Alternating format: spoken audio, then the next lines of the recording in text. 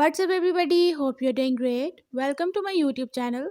In my today's video, I'll be talking about the app permission settings of your device Oppo A57e. So if you want to learn about the app permission settings of your device Oppo A57e, you have to follow a few steps which I'll be sharing with you in my today's video.